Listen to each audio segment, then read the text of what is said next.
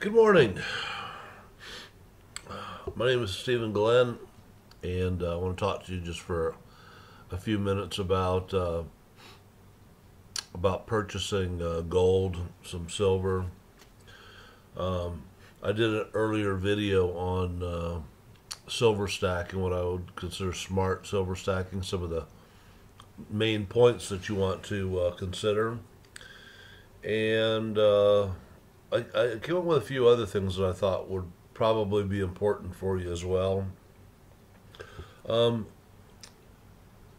is, when you're purchasing, I would say definitely purchase bullion rounds and bars. There are lots of places out there that are going to sell Swiss, francs and Belgium coins and all sorts of other stuff, and they may come off and say that there's usually two marketing schemes that gold companies and will try to use to sell you overpriced products that's hard to get your money back on. Not that you won't get them back, but you're probably gonna have to wait a while. You're probably gonna have to wait till gold and silver really take off and have a run to really get your money back. And you don't want to do that. You never know what your situation might be, and you always want to, be maximizing your value. So the two things that they are this. One is they'll try to sell you old coins that are pre-1933, saying that, hey, if they're old coins, then the government can't take them away from you. They can't confiscate them like they did before, and you should protect yourself.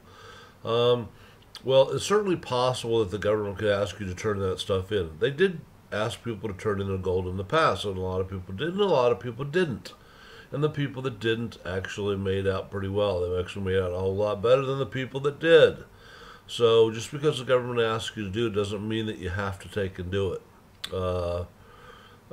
Sure, they can track you down, but realistically, think about it. I mean, are they going to go bang on, 200 million doors and stuff and ask people, hey, we know that you have got 2 ounces of gold, and so now we need you to turn those in, or we're going to do something. They don't have the resources to do that sort of thing. Now, the other thing that you're going to run into is this. They're going to, some of these retailers are going to try to sell you.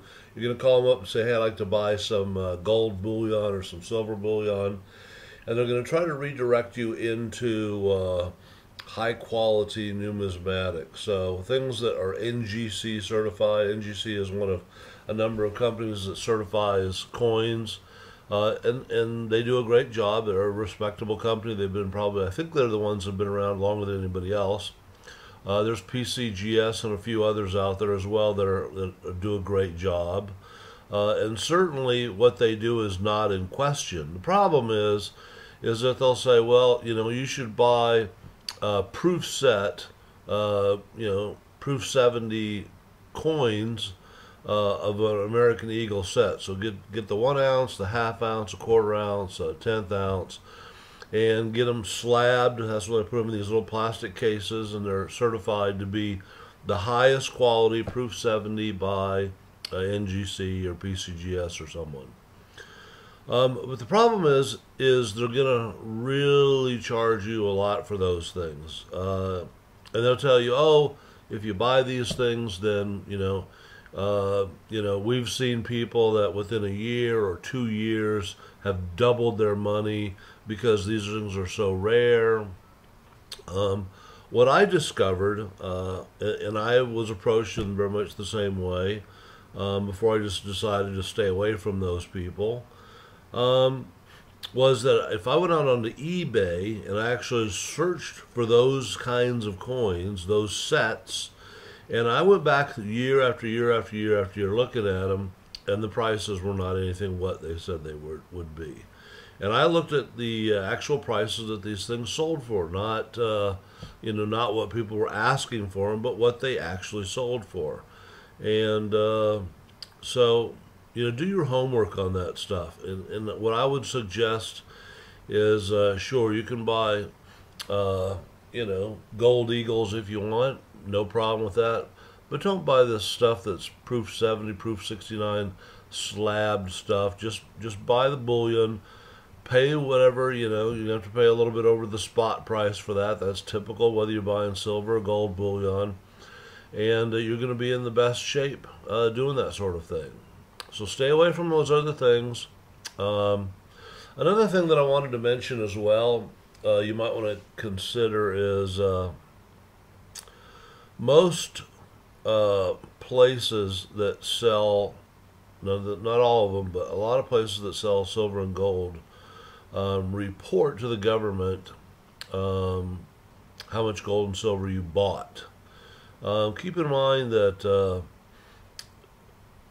there are some states, and this is something else that you want to take a look at. There are a number of states out there that are moving to qualify gold and silver as being true currency, and that's what it really is. The greenbacks that we use are basically is fiat currency. Years ago, it used to be backed by gold. We went off, of course, the gold standard a number of years ago. And so now we have a currency that is only worth as much as people think it's worth.